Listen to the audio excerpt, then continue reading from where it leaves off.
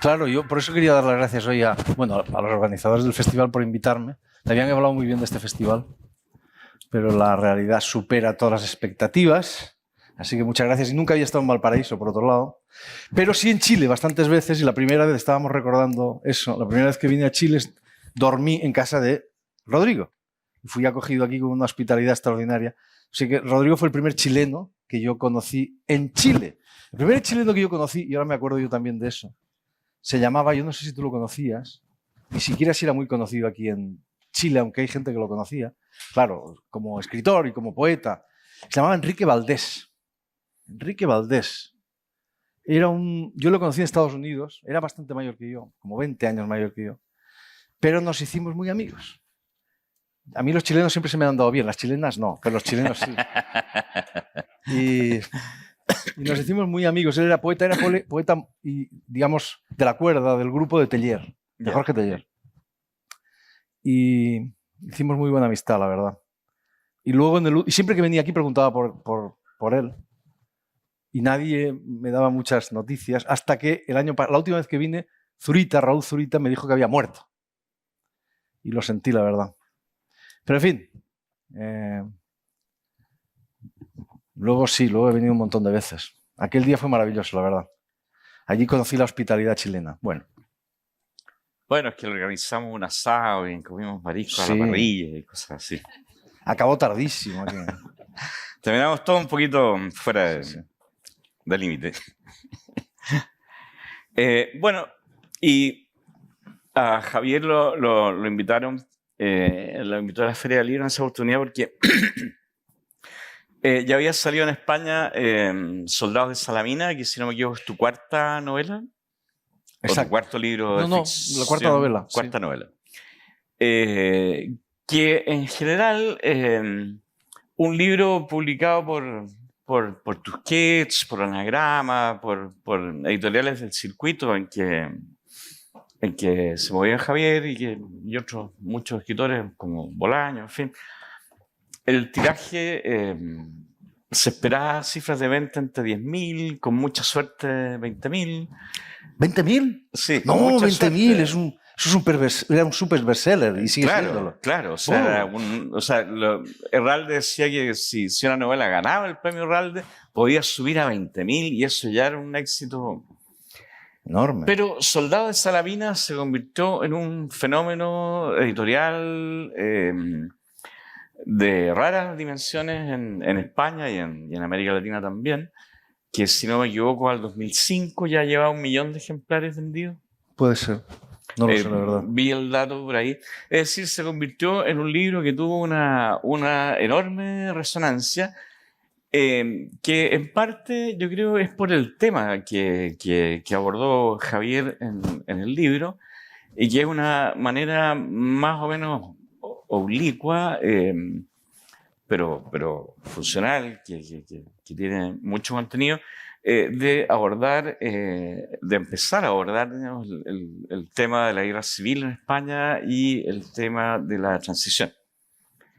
Yo cuando leí esa novela escribí una reseña y dije que se trataba de un homenaje a los guerreros anónimos que lucharon por buenas causas, y que a su vez esa novela era un homenaje explícito a Bolaño y el sentido último de su obra narrativa.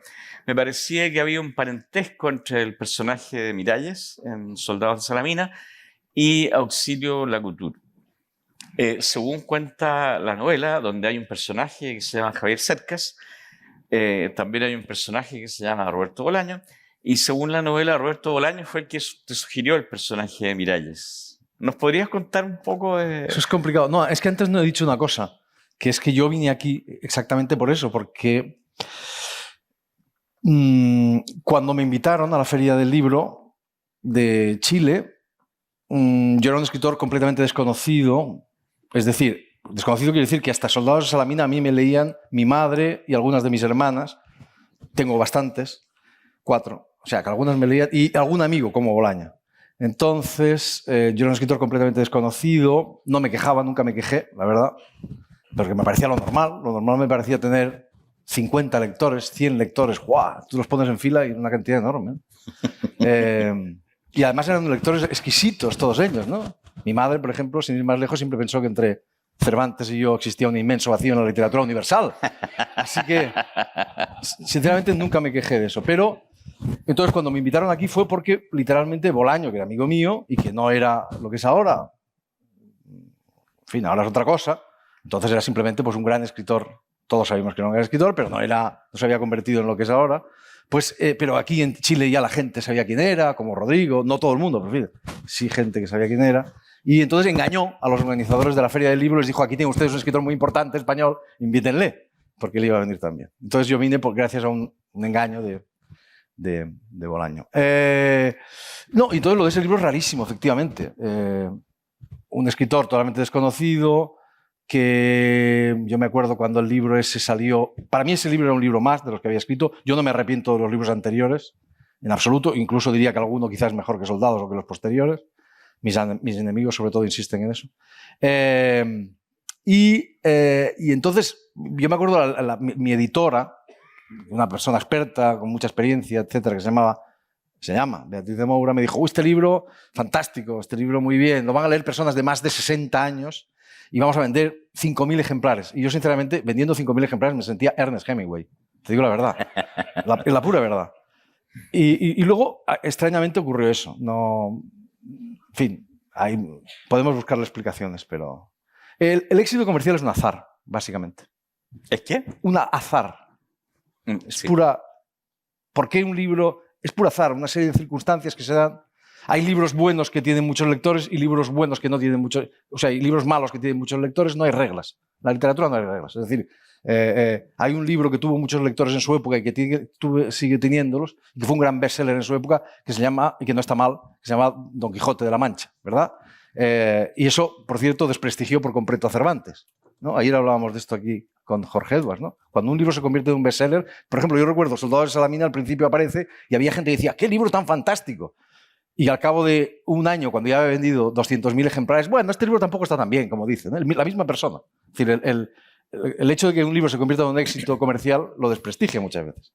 Entonces, Roberto Bolaño está ahí simplemente porque era mi amigo y porque él me contó una historia que, en fin, que cuadraba a la perfección con el libro y que le iba muy bien, ¿no? Y yo, sobre todo, me acuerdo que cuando era la historia de un viejo veterano de la Guerra Civil y de la Segunda Guerra Mundial, a quien él había conocido. Y yo me acuerdo que cuando me la contó, y yo estaba dándole vueltas al libro, le dije, Roberto, pero tú no vas a contar esta historia. Me dijo, no, esta historia no es mía. Y yo dije, entonces yo puedo contar, bueno, puedo contarla, puedo usar. Me dijo, sí, claro, si es que esta historia a mí no me interesa. No era su historia, era y por otro lado, lo que él me contó es solamente, es decir, yo luego lo transformé por completo, claro. Yo partí. Claro. Y bueno, y además aparece en ese libro porque es que todos los personajes de ese libro son personajes reales. Son personajes que llevan al menos nombres reales. Excepto uno, que es inventado. Que es una pitonisa de una televisión local. Y ese personaje inventado, esa pitonisa de la televisión local, me denunció, me llevó al juzgado. El único personaje ficticio del libro.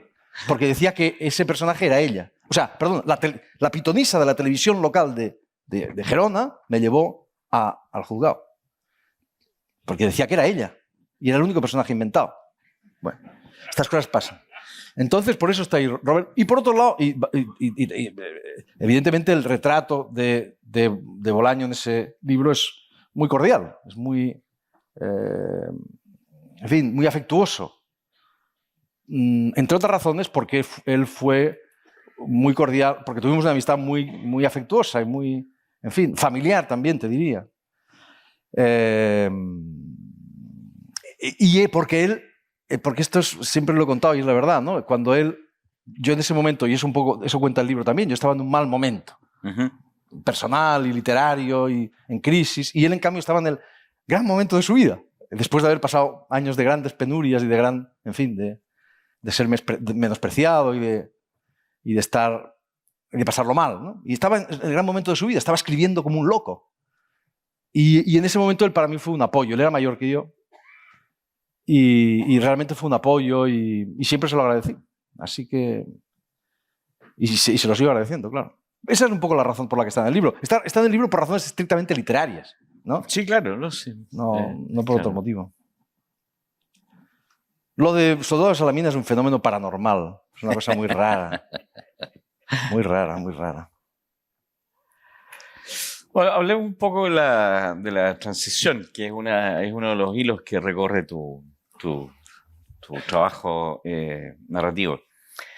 Es llamativo en un artículo que publicaste en 2002, o sea, 7 años antes de Anatomía de un Instante, que es la novela de Javier, y después podemos volver a tocar el tema del estatuto genérico de ese libro, que es un tema muy interesante, pero digamos que es una novela que publicó en 2009, pero ya en 2002 Javier decía que en España persistía respecto de la transición una neblina de equívocos, malentendidos, verdades a medias y simples mentiras que afecta sobre todo a la conciencia colectiva, el conocimiento que el ciudadano de a pie posee del pasado inmediato de su país.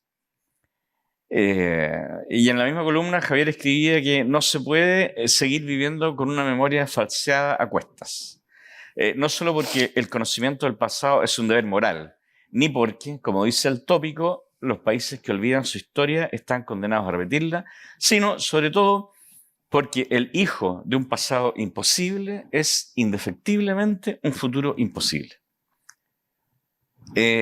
Yo creo que con tus novelas has ayudado a hacer posible el pasado inmediato de España. ¿Tú cómo ves esa relación entre estas afirmaciones que hacías en 2002 y tu trabajo para construir Anatomía de un Instante? Asombrosamente estoy de acuerdo conmigo mismo, tantos años después. Porque es lógico que evolucionemos, ¿no? Voltaire decía que quien no se contradice 3 veces al día es que es idiota. Yo no me contradigo 3 veces al día, pero me contradigo a menudo. En cambio, estoy bastante de acuerdo conmigo mismo en eso. Y es verdad que mis libros, a partir de precisamente Soldados de Salamina, cuando yo tenía 39 años, hay algo nuevo que empieza en eso. Creo que era el mismo escritor antes de Soldados y después de Soldados, pero hay algo nuevo que empieza. Antes de Soldados de Salamina yo me defino a mí mismo, no sé, por definirme de alguna manera, como un escritor ortodoxamente postmoderno. Esa es mi manera de definir. Habría que decir o definir qué es la posmodernidad, etcétera, etcétera. Pero era un escritor, digamos, metaliterario, que hablaba exclusivamente del presente, humorístico, mucho más humorístico que otra cosa, irónico, etcétera, etcétera. A partir de Soldados aparecen algunas cosas nuevas en mis libros que luego se convierten en algo constante. Una de ellas es la historia. Pero la historia de una manera especial. A mí cuando alguien me dice, yo que sé, por ejemplo en Italia, que son muy, muy aficionados al género, alguien me dice, porque usted escribe novelas históricas, a mí sinceramente me entran ganas de cortarle la cabeza entre nosotros. Porque, claro, la idea de novela histórica a mí no me interesa. La novela histórica, entendida como género literario, etcétera, a mí no me interesa particularmente. Es decir, pero sí es verdad que mis libros tratan de la historia, pero tratan de la historia de una manera peculiar. Es decir, yo esto puedo definirlo así. Bueno, podría definirlo de muchas maneras, pero yo tengo la impresión, y esto lo he escrito en algún sitio, por ejemplo, un artículo que está publicado en un libro que acabo de publicar en Chile, en la Universidad Diego Portales. Ahí hay un texto que se titula La tiranía del presente. La tiranía del presente. O la dictadura del presente, no, la tiranía del presente. Es decir, la idea es que vivimos en una especie de en una tiranía del presente, en gran parte creada por los medios de comunicación, que son fantásticos, que tienen cosas fantásticas, pero también tienen efectos secundarios. Y uno de esos efectos secundarios es esa tiranía del presente. Es decir, claro, los medios de comunicación tienen un poder absoluto hoy, y lo estamos viendo cada día, ¿verdad? Lo que aparece en los medios de comunicación existe. No solo reflejan la realidad, sino que la crean. Lo que aparece en los medios de comunicación existe, lo que no aparece no existe. Es decir, los europeos, por ejemplo, tuvimos que enterarnos de que había miles de personas muriendo cada día intentando cruzar el Mediterráneo cuando vimos la imagen de un niño de 4 años o 3 años muerto en una playa. Bueno, los medios de comunicación tienen un poder extraordinario. Los medios de comunicación lo que les pasa es que para ellos lo que ocurrió ayer ya es el pasado. Y lo que ocurrió hace una semana es la prehistoria. No interesa nada. Entonces vivimos en esta ilusión de que el presente en esta superstición de que el presente se explica solo con el presente. Y que el pasado es una cosa que está ahí en los archivos, en las bibliotecas, y que no tiene ninguna relación con nosotros, y que interesa a algunos frikis, como yo mismo, y tal. Pero sin ninguna relación con el presente. Esa es una visión totalmente falsificada de la realidad, porque el pasado, y sobre todo el pasado del que conservamos memoria y del que existen todavía testigos, forma parte del presente. Es una dimensión del presente. Y sin ese pasado, el presente está simplemente mutilado y no entendemos nada. Entonces, de eso hablan mis novelas, de ese pasado que todavía es presente, de ese pasado que forma parte del presente. Faulkner decía, y yo nunca me cansaré, bueno, lo dice en el Requiem por una monja, nunca me cansaré de citarlo, el pasado no ha muerto, ni siquiera es pasado. Ese pasado del que todavía hay memoria, del que todavía hay testigos, ese pasado forma parte. Yo hablo de ese pasado ampliado, de ese pasado más ancho que incluye el presente. Es decir, Soldados de Salamina, por ejemplo, el tema de Soldados de Salamina es ese. Soldados de Salamina se puede, como todas las novelas, resumir de muchas maneras, pero podríamos decir con justicia que es la historia de un tipo en aquel momento de mi edad, 38, 37, 39 años, un español de mi edad, leído y tal, que piensa, como pensaba mi generación de aquella época, que esto de la guerra civil era una cosa que no tenía absolutamente nada que ver, tan vieja y tan remota y tan ajena a su propia experiencia como la batalla de Salamina. Porque nosotros estábamos hartos de la guerra civil, pero hartos quiere decir hartos, una cosa horrorosa, la gente, los españoles matándose ahí con toda la ferocidad, como dice un poeta español, de un pueblo de cabreros matándose ahí de mala. Y bueno, y había una cantidad de literatura fabulosa, enorme, y de cine y de todo sobre la guerra civil. Nosotros no queríamos eso, queríamos una cosa, queríamos ser europeos, queríamos Almodóvar, queríamos, ya que sé, ser posmodernos, bla, bla, bla, todas estas cosas. Y este tipo, que tiene esta idea, de repente, a medida que por azar descubre un minúsculo y olvidado episodio de la guerra civil, que ni siquiera figura en los libros de historia, se da cuenta de que eso es falso. De que sin la guerra civil, él no se explica. Ni él ni nada. De que el pasado todavía no ha pasado, de que el pasado es presente. Entonces, de ahí arranca, para mí, en mis libros posteriores, un diálogo, ese diálogo permanente entre el pasado y el presente. Esa conciencia de que sin ese pasado, el presente no tiene sentido. Entonces, el pasado español es particularmente... Claro, los españoles tendemos al masoquismo, como los chilenos y como todos los seres humanos en general, ¿no? Y a pensar que nuestro país es una catástrofe particular y que tal. Esto se dice mucho de España, nuestra historia terrible y tal, que es peor que la de ningún otro sitio. No es verdad. Es una porquería nuestra historia, pero es que la historia del mundo es una porquería. Es decir, está llena de sangre y de mierda, hay que decir la verdad, y de conflictos irresueltos y de víctimas y de... Esa es la historia, así estamos hechos los países, de eso se hace la historia. Entonces, la nuestra es particular, es brutal y la hemos digerido mal. Y la seguimos digiriendo mal y la seguimos falsificando. El último libro que se ha publicado, que se titula El impostor, trata precisamente de eso. Trata de cómo cuando el pasado personal y el pasado colectivo es violento, sucio, injusto, atroz, lo que hacemos es maquillarlo, disfrazarlo, ¿verdad? Edulcorarlo, volverlo digerible, ¿no? Esa es la historia de un falsificador, un tipo, el mayor impostor de la historia, lo ha llamado Vargas Llosa. No sé si para mí es el Maradona de la impostura. Es un tipo que se inventa su vida entera y que inventa un pasado para su país y para sí mismo. Eso, en el caso de España, es así. Por lo tanto, estoy de acuerdo con la cita que has... Hemos falsificado el pasado y yo, al final, creo que la verdad... Yo en esto soy muy antiguo, como en otras cosas. Antes quería ser posmoderno, ahora soy... o premoderno o postmoderno, una de dos.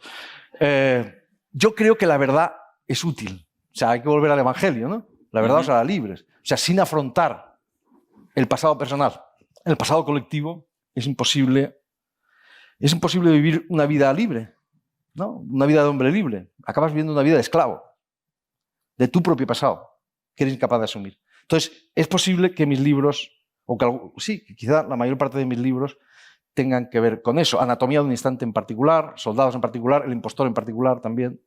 Y el último que he escrito... La del Zarco, ¿no? También.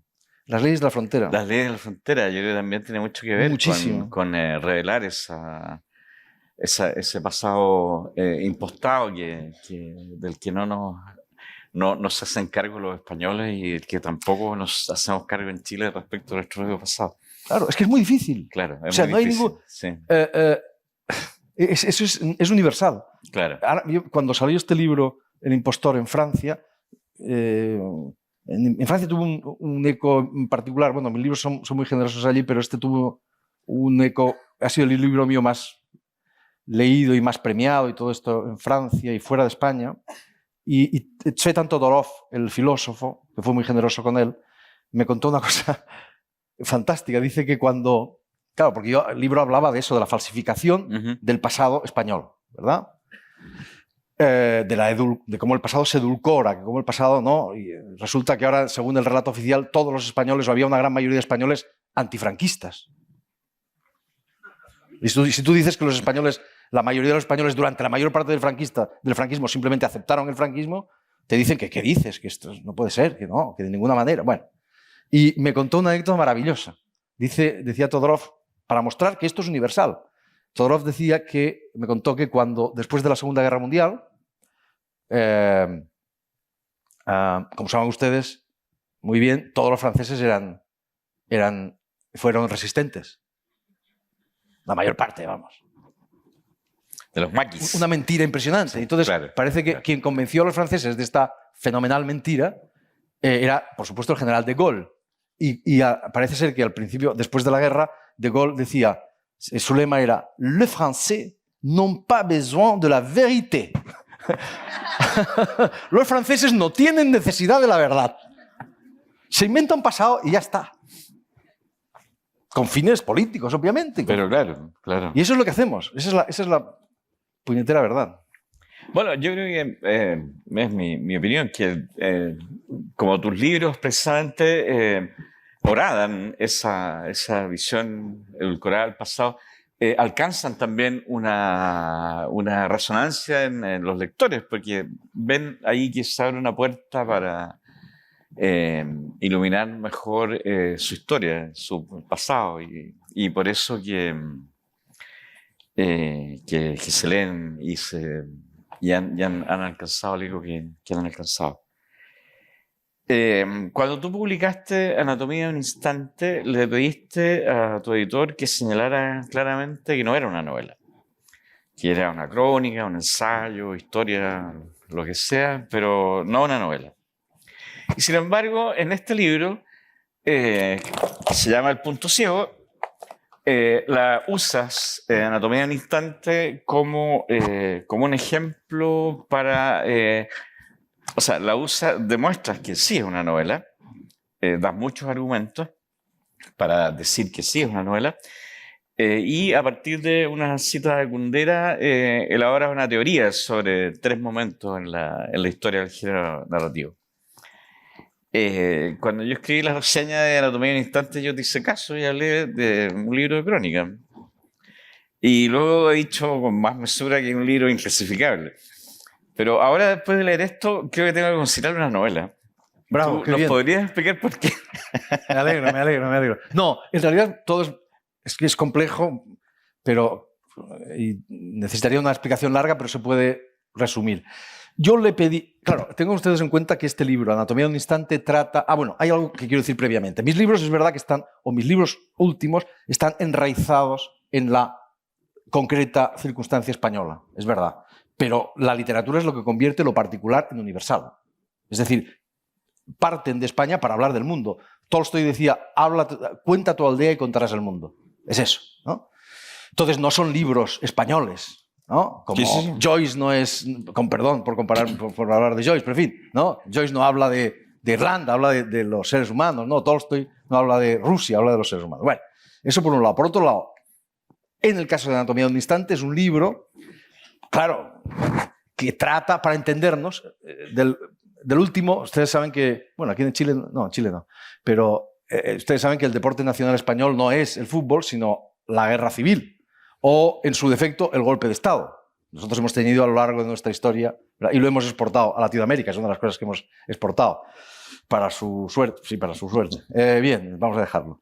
El caso es que habla del último golpe de Estado crucemos los dedos, que sí que hubo en España, el 23 de febrero de 1981, muchos de ustedes los mayores tendrán la imagen, ¿no?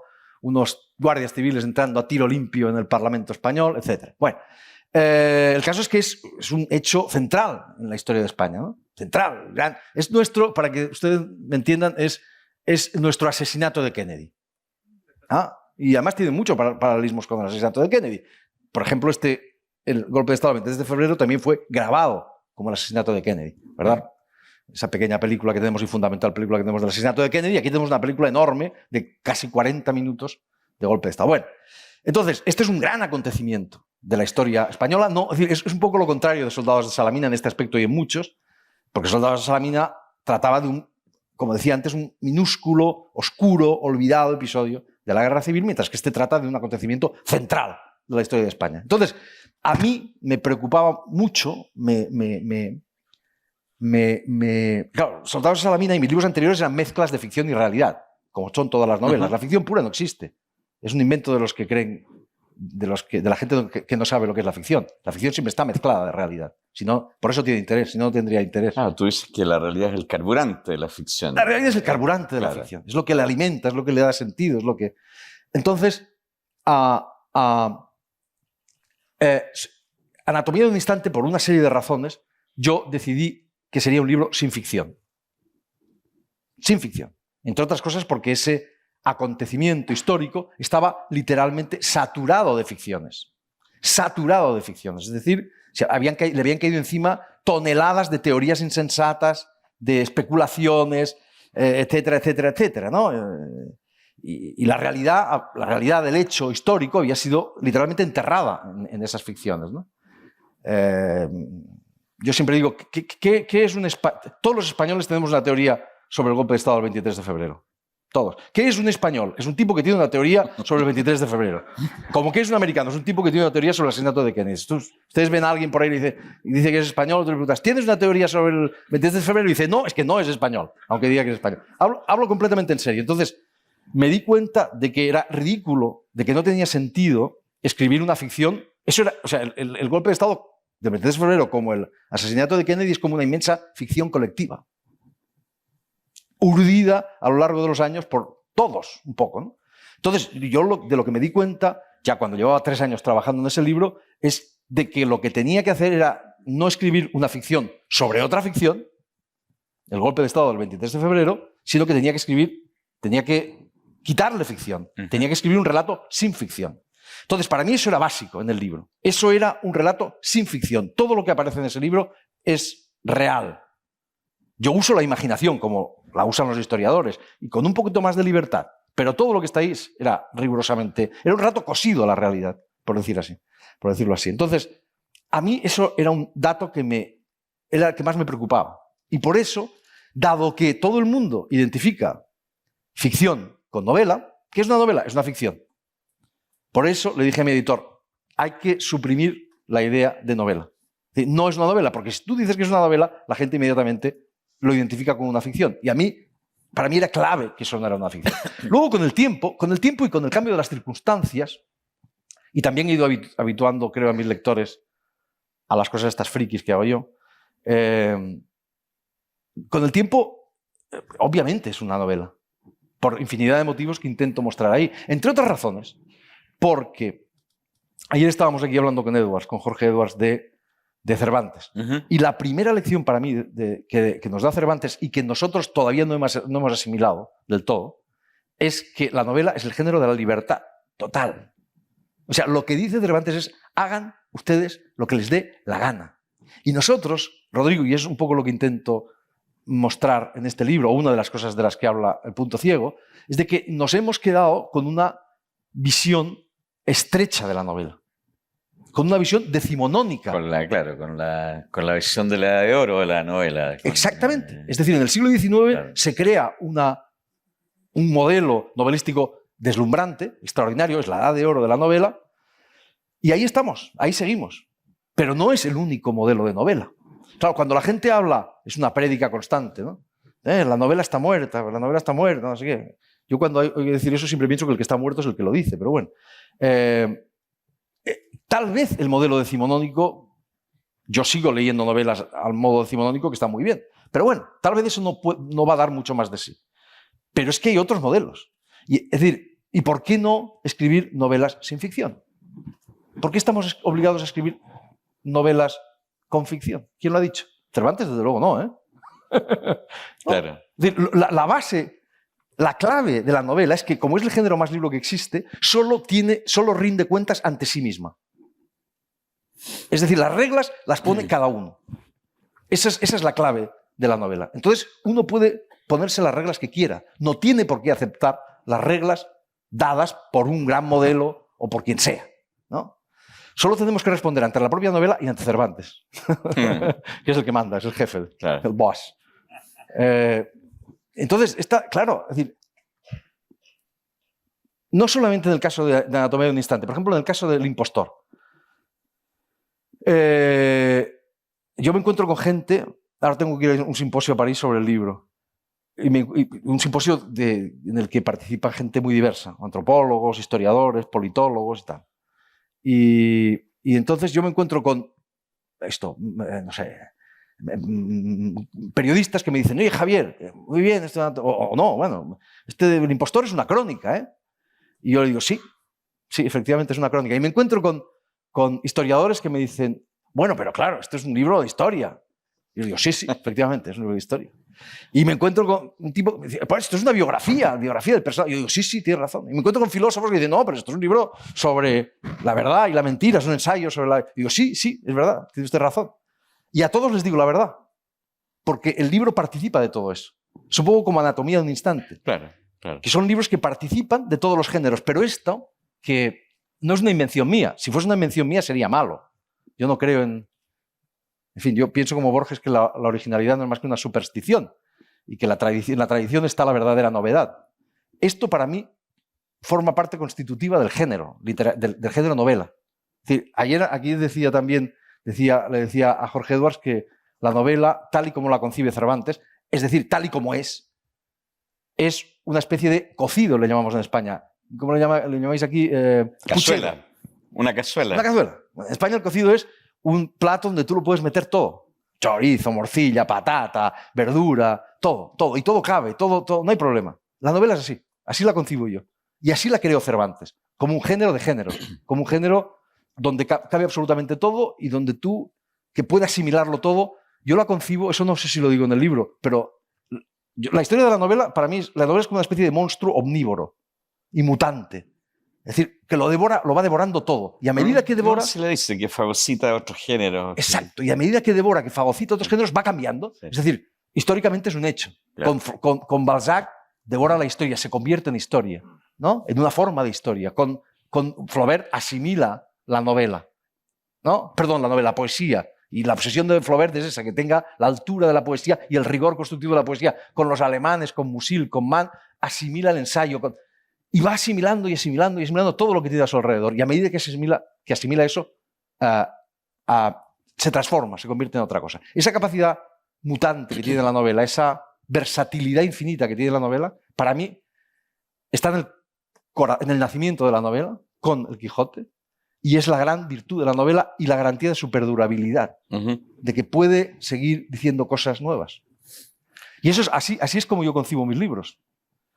O algunos de mis libros, ¿no?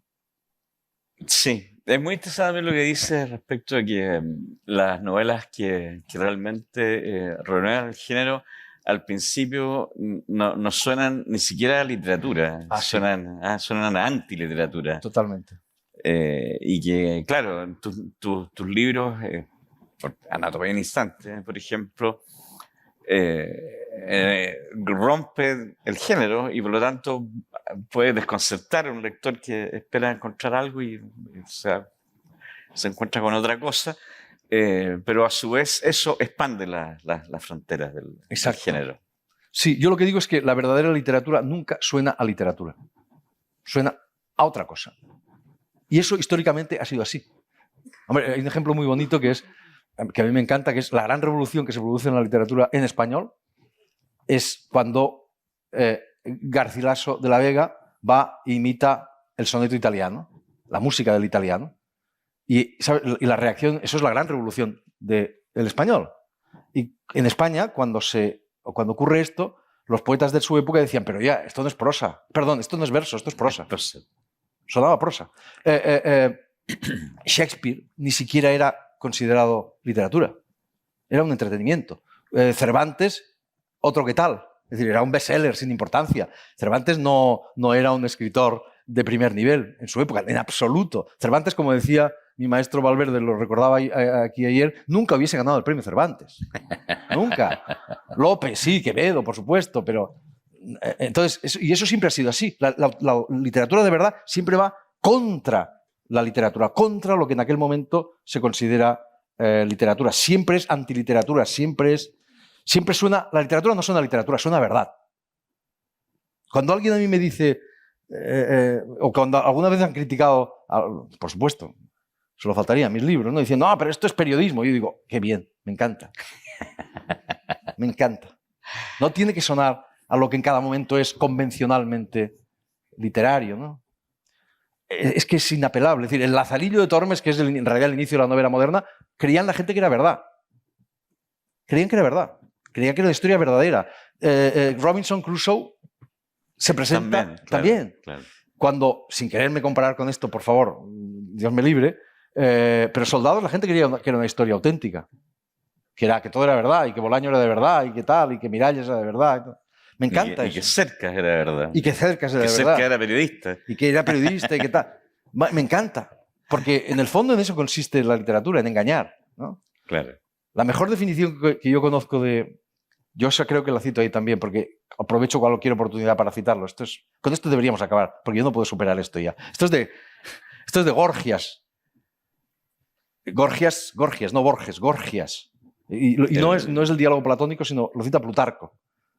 Y Gorgias dice, 4 siglos antes de Cristo, dice la poesía, o sea, la ficción, la palabra literatura es muy reciente, la poesía, la ficción, digamos, es un engaño en el que quien engaña es más honesto que quien no engaña. Y quien se deja engañar, más sabio que quien no se deja engañar. Esto es maravilloso. Sí. Esto es insuperable. No hay quien supere eso. Bueno, vamos a ir avanzando hacia otro... Vamos a seguir hablando de la novela, pero me interesa comentar lo siguiente. Tú dices que la novela es sobre todo una herramienta de investigación existencial, un utensilio de conocimiento de lo humano. Eso lo dices aquí en El Punto Ciego, y citas también a Hermann Broch, quien afirmaba que es inmoral aquella novela que no descubre ninguna parcela de la existencia hasta entonces desconocida. A mí me gustó esa cita porque sitúa de otra manera la decisión entre las buenas novelas o las novelas literarias o las que abren mundo y la novela entendida como mera entretención. Me interesa saber por qué es inmoral que una novela no descubra mundo. Bueno, según el criterio de Broch, el 90% o el 98% o el 99% de las novelas que se publican son inmorales. O sea, eso es el nivel más alto, hay que decir la verdad. Lo que quiero decir, es decir, yo nací, eso intento también, no sé, ya no me acuerdo si lo expliqué ahí, pero es muy evidente. Yo nací en un momento, digamos literariamente, en un momento en que, y creo, bueno, tú eres un poco mayor, pero creo que estamos más o menos en lo mismo, ¿no? En que hubo un abuso de la literatura política, se llamaba compromiso, literatura comprometida, todo sí, esto, sí. Que en el fondo era literatura de propaganda, literatura populista también. Y entonces mi generación reaccionó de manera muy saludable, mi generación y también la anterior, bueno, en fin, en aquella época, estamos hablando de los años 80, finales de los 70, 80, reaccionó diciendo, no, la literatura no tiene ninguna dimensión política, no tiene ninguna dimensión moral, la literatura es solo literatura, la literatura es ajena a todas estas cosas. Sí, yo hablo de esto en el libro, ¿no? Y claro, nuestros modelos van a ser, mis modelos eran Borges, Kafka, escritores que vivían en otro planeta y que hablaban de cosas ajenas a la moral, a la política, etcétera, etcétera. Naturalmente, a eso en parte, la peor versión de esto es lo que llamamos postmodernidad. La peor versión de eso. Y la literatura es entretenimiento, ¿verdad? Las novelas tienen que ser divertidas y tal. Y el arte es intrascendente, ¿no? Volvíamos, en cierto modo, a los años 20, a la reacción contra el romanticismo que se produjo en los años 20. Bueno, eso naturalmente es una visión infantil, es una visión tontorrona, muy pobre, porque la literatura obviamente tiene una dimensión moral, obviamente tiene una dimensión política, y todo gran escritor, en este sentido, es un escritor comprometido, en la medida en que se compromete por entero en lo que escribe y en la medida en que compromete por entero al lector en lo que escribe. Es decir, toda literatura en este sentido propone una revolución moral y propone ¿verdad? Una nueva visión del mundo. Es decir, y los modelos perfectos son Kafka y Borges. En mi opinión, dos de los grandes novelistas de todos los tiempos, los grandes narradores de todos los tiempos y sin duda del siglo XX. Entonces, en el libro, en el punto ciego, hay eso, hay una reivindicación de la dimensión moral, de la dimensión política también de la literatura. Es absurdo pensar. Yo me fui... Es una lectura infantil de Borges, por ejemplo, ¿no? Claro, No entender que Borges es un escritor profundamente político y que algunos de los relatos... Me acuerdo que me fui a Berlín, a la Universidad Libre, yo quería... Esto fue hace unos años y realmente quería dar las conferencias del punto ciego en Berlín. Esto del punto ciego surge de unas conferencias que di el año pasado en Oxford, pero mi idea era haberlo dado antes en Berlín. Pero no pude porque no tenía tiempo, esto requería más preparación y entonces pensé, pues voy a hablar de Borges, que esto ya me lo sé. Y volví a leer todo Borges y me dije, pero qué idiota eres. O sea, ¿cómo? Claro, o sea, la dimensión política me salta a la vista inmediatamente en cuentos Tronuk, Orbis Tertius, todos esos cuentos, todo ese periodo de Borges, que es el gran periodo de Borges, está saturado, está hablando del totalitarismo, está hablando... Entonces, lo que hay en el libro, en este libro, es eso, es una reivindicación de esa dimensión moral, política, histórica de la literatura. Por eso digo que a lo mejor soy postmoderno, porque hay una vuelta a eso. Es decir, fíjate, Rodrigo, esto lo he pensado yo a menudo y debería argumentarlo mejor. Tú conoces mucho mejor que yo la literatura. Rodrigo es un gran crítico y conoce mucho mejor que yo la literatura, sobre todo latinoamericana, en fin, en español. Y no solo en español, sino en todos los ámbitos, tengo la impresión de que escritores mayores que yo reaccionaron y que estuvieron, digamos, comprometidos políticamente de jóvenes, que tuvieron una actividad política de jóvenes y que luego se han ido a una literatura, digamos, abstracta, pura.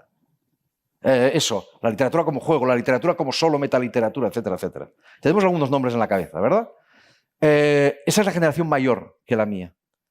Ellos partieron de una literatura, o incluso de una actitud vital muy comprometida políticamente con las cosas que pasaron en Latinoamérica, también en España, en Europa, en todas partes, en los años 60, y como reacción contra eso se fueron a esa literatura muy lúdica, muy abstracta, muy metaliteraria, en el peor sentido de la palabra, porque toda literatura es metaliteratura, pero claro, si solo es metaliteratura, tenemos un problema. Tenemos un problema. Sí. Ahí tenemos un problema. Entonces, se quedaron ahí. Mi idea, yo vengo precisamente de esa reacción, es decir, vengo de una literatura lúdica, metaliteraria,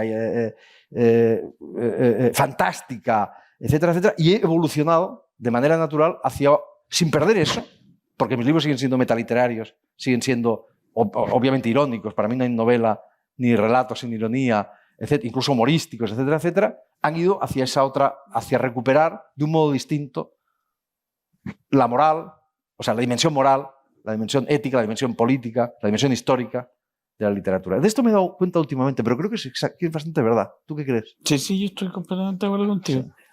Sí.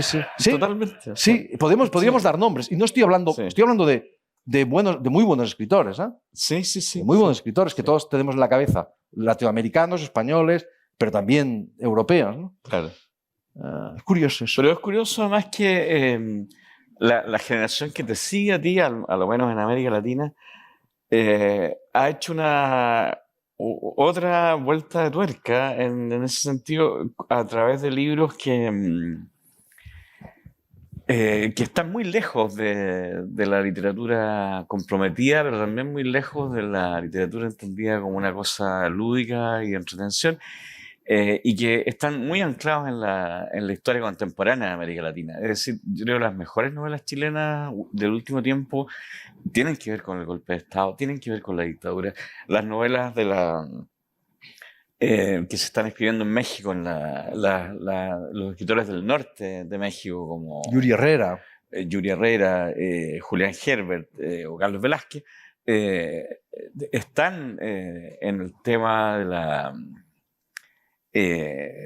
la violencia como una cuestión constitutiva de una relación social que le da forma y le da casi identidad a esa región de México. Y lo mismo podríamos decir de Rodrigo Rey Rosa o de Horacio Castellanos. Es decir, Es verdad. hay una vuelta a anclar la literatura en cuestiones que nos interpelan a todos de otra manera. Y eso es muy interesante también. Sí. Yo no quisiera... Sin renunciar a lo que tú dices, a que sean metaliterarias, a que estén muy bien escritas, como el caso de Yuri, que casi reinventa el castellano otra vez. Sí. Yo cuando hablo de literatura comprometida, lo que hago es un poco provocador. Es decir, yo no reivindico la literatura... Yo lo que digo, no reivindico, ni siquiera reivindico, digamos, el planteamiento que se hacía en los años 60, ¿no? Sí reivindico alguna cosa de Sartre, que a mí me ha sorprendido, porque lo he releído, cosas que no había leído de Sartre, me han parecido, mira que le tenía yo manía, por no decir que le tenía, en fin, que me caía fatal este tipo.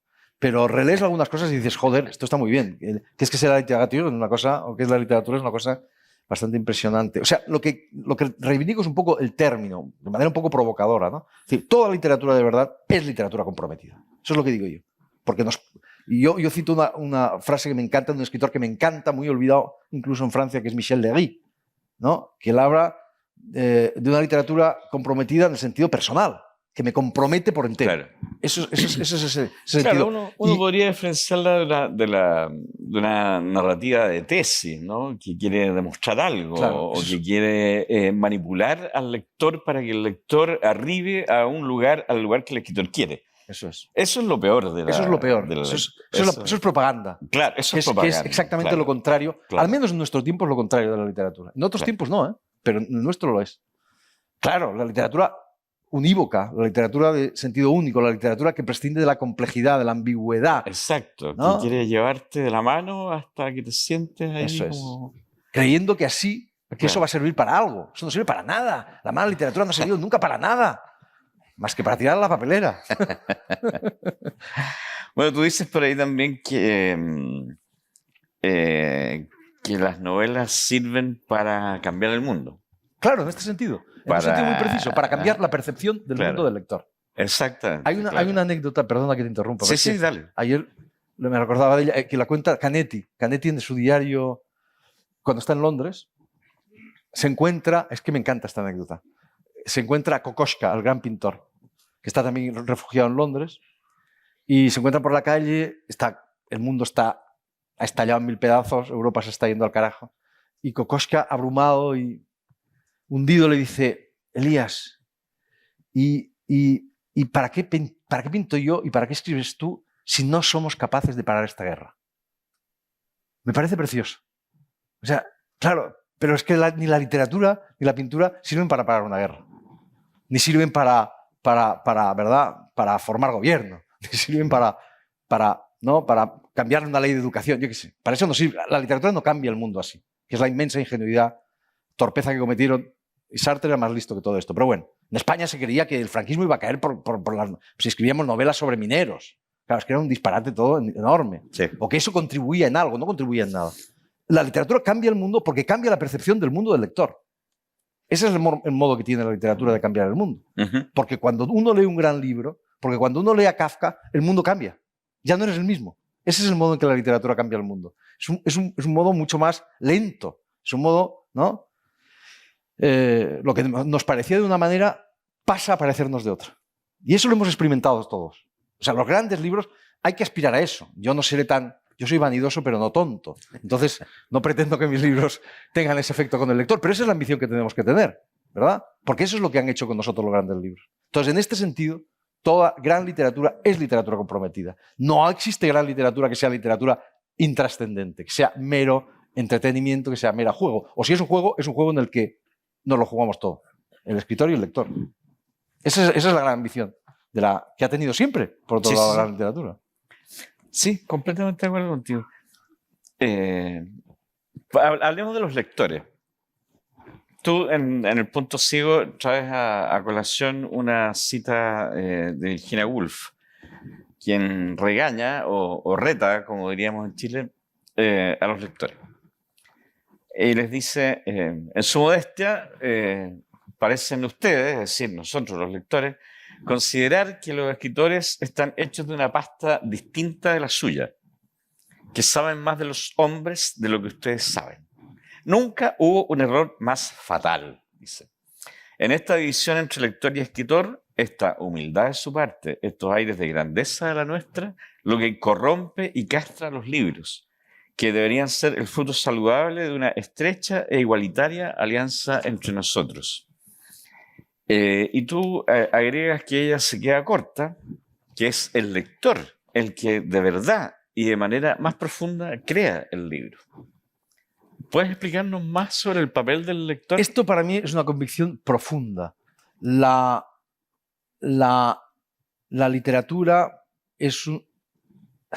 El otro día lo leí en Conrad. Por cierto, los diarios y los ensayos de Virginia Woolf me gustan más que sus novelas. Me parecen más actuales. Deslumbrante. Bueno, Conrad decía de una manera radical, la mitad del libro lo pone el escritor, la otra mitad la pone el lector. Y esto es un hecho. Es decir, la literatura no existe por sí misma. Un libro por sí mismo no es más que un montón de letra impresa. De letra muerta, en realidad. Es el lector el que le da vida. Cuando un lector abre un libro y empieza a leerlo, es entonces cuando ese libro cobra vida. Cobra una vida, además, nueva y distinta en cada caso. Una novela, un libro de poemas, es una partitura. Y es el lector el que la interpreta. Y cada lector, yo pongo la partitura, pero ustedes la interpretan. Y cada uno la interpreta a su manera. Porque cada uno tiene una experiencia, vive de una manera, tiene unas vivencias, tiene unas lecturas completamente distintas. Entonces, el trabajo del escritor es poner la partitura. Pero es el lector el que la interpreta. Y si el libro es muy bueno, digamos, El Quijote, por ejemplo, que es la mejor novela que yo conozco, si ustedes conocen otra mejor, díganmelo inmediatamente, hay tantos lectores, hay tantos Quijotes como lectores del Quijote. Porque es un libro infinitamente ambiguo. Por eso para mí no hay gran literatura sin ambigüedad. El punto ciego es una ambigüedad central. Para mí las novelas del punto ciego son novelas que colocan la ambigüedad en el centro, como El Quijote, como Moby Dick, como El Proceso, como las novelas de Kafka, las grandes novelas para mí. En fin, una gran tradición de novelas. Entonces, no hay literatura sin lector. Eso no significa que todas las lecturas sean igual de buenas. Si un lector es tonto, es tonto. Esto lo decía Lichtenberg. Aquí no se trata de halagar a nadie, perdonen, ¿eh? O sea, Lichtenberg decía una cosa preciosa, dice, ¿cómo lo decía? Dice, sí, venía a decir esto, es decir, venía a decir que, claro, un libro... no, exactamente. Dice, un libro es como un espejo. Si un asno se mira en él, no puede aspirar a ver un profeta. Uno lee lo que es. Pero es el lector el que da vida al libro. Y esto es inapelable. Entonces, tú citabas lo de Virginia Woolf, que es maravilloso, pero hay una cita más. A continuación, por eso digo, Virginia Woolf se queda corta, porque a continuación hay una cita de Paul Valéry, que no es precisamente un escritor... sí, buenísima la cita. Maravillosa, sí. Que no es precisamente un escritor populista, ¿verdad? No estamos hablando de escritores populistas, ¿eh? Aquí, insisto, no se trata de halagar las bajas pasiones del lector y decirle al lector, es que usted es un genio. No. Los hay mejores, los hay peores. Y Valéry dice, las obras maestras no las escriben los autores, no las hacen los autores, no las fabrican los autores, las fabrican los lectores. Lectores empeñados, encarnizados, fanáticos, capaces de descubrir en un libro cosas que ni siquiera el autor era del todo consciente de haber metido en él. ¿Qué es lo que nos ocurre con el Quijote? Habla de una ingenuidad armada. Eso me encontré. Ingenuidad armada. Claro. Una ingenuidad preciosa, ¿verdad? Sí. Es obvio que nosotros estamos leyendo en el Quijote cosas que Cervantes no era consciente. Que están en él, ¿eh? Pero es que están en ese libro. Pero Cervantes no era consciente de racionalmente de haber metido en él. Y son legítimas, porque están ahí, porque la partitura nos permite interpretarla, ¿verdad? Entonces, lo que tienen que hacer los lectores es echarnos una mano a los autores, ayudarnos a escribir los mejores libros posibles. Esto me parece que es, me parece evidente.